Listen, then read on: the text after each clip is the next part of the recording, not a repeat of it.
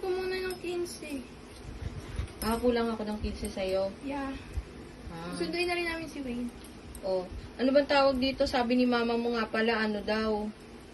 Ikaw na lang daw ang umuwi ng Cebu.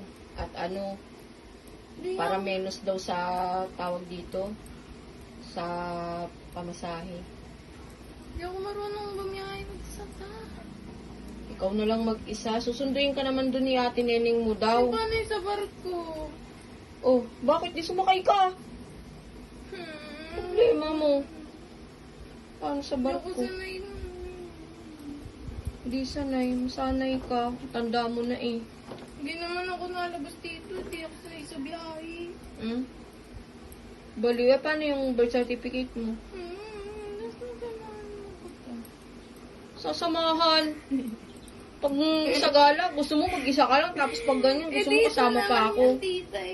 Ay, kasi iba yon. Hindi, kasi iba yon. Hindi yun yung gala na ano, no? Si Bayon. Sampaling kita eh. Kaso sunduin na namin si Wayne. Ikaw lang mag-isa.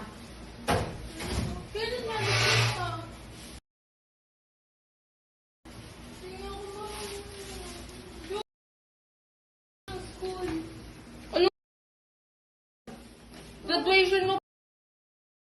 Ay, nako. Kabuang ka. Dito di ako marunong Dahil ka mag-isa mo. Para matuto ka. Naka-aeroplano ka pa nga eh. Ayaw mo nun. Aeroplano.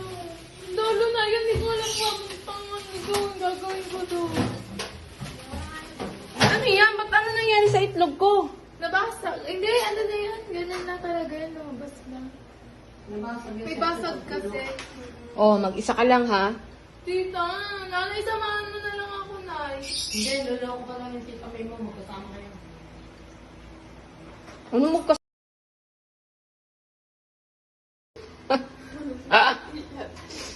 Sama kayo.